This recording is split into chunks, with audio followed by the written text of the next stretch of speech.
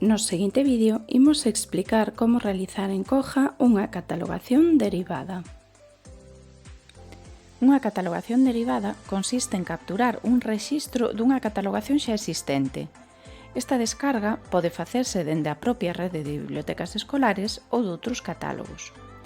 O primeiro que debemos facer é acceder á intranet de Coja e introducir o noso nome de usuario e contrasinal. Unha vez dentro, accedemos ao módulo de catalogación, que pode ser dende o menú Inicio, Catalogación, ou pulsando no menú superior da intranet en Máis, Catalogación. En primeiro lugar, imos explicar como facer unha catalogación derivada dentro da rede. O punto de partida sempre consiste en buscar o rexistro que queremos capturar. Na caixa da parte superior da intranet, calapela Busca en catalogación seleccionada, realizamos unha busca por título, autor ou ISBN do rexistro que queremos capturar.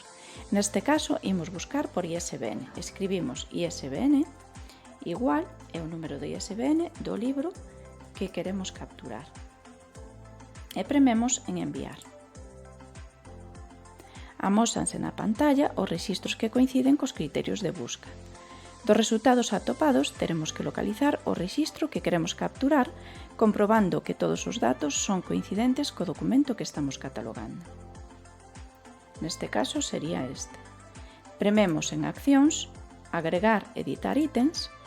Completamos agora os datos relativos ao exemplar que queremos dar de alta. Os campos imprescindibles son o código de barras, que neste caso quedará en branco, xa que temos marcado o check de autoxerar código de barras automáticamente. E o tipo de ítem de Coja, que seleccionaremos, por exemplo, prestable.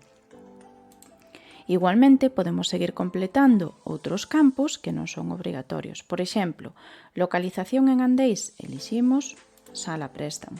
En data de alta no sistema podemos premer e o sistema asina data automáticamente. En caso de non premer, tamén a vai agardar automáticamente.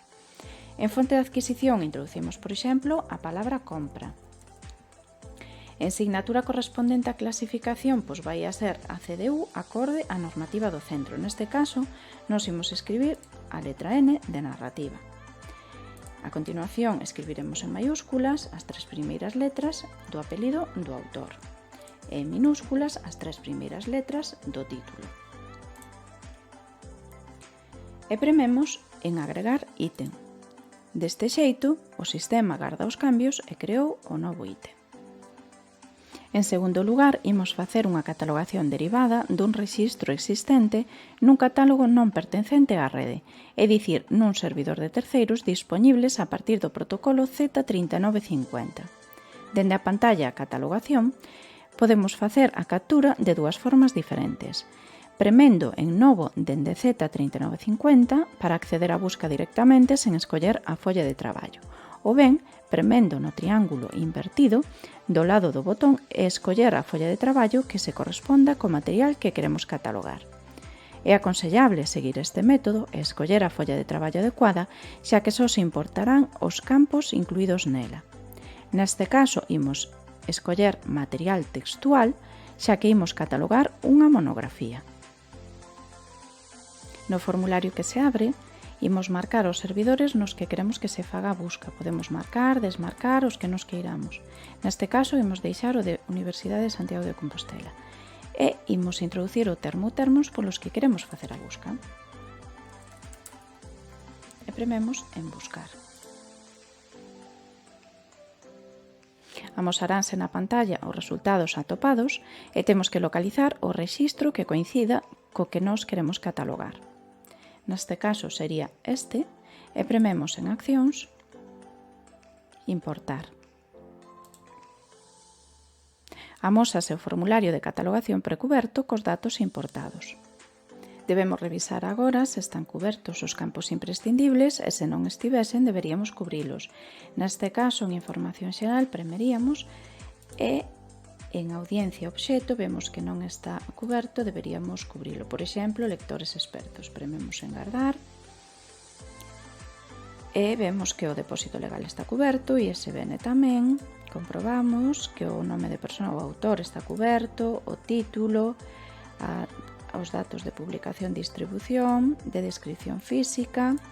Continuamos revisando. Por exemplo, aquí en destinatario tamén deberíamos cubrir a audiencia. Neste caso, introduciríamos, por exemplo, eso. Vale, e ver en todas as pantallas o que está cuberto e o que non. Se estivese todo, prememos en guardar. Abrirase o formulario para agregar o novo ítem e debemos cumplimentar os datos relativos ao exemplar que queremos dar de alta.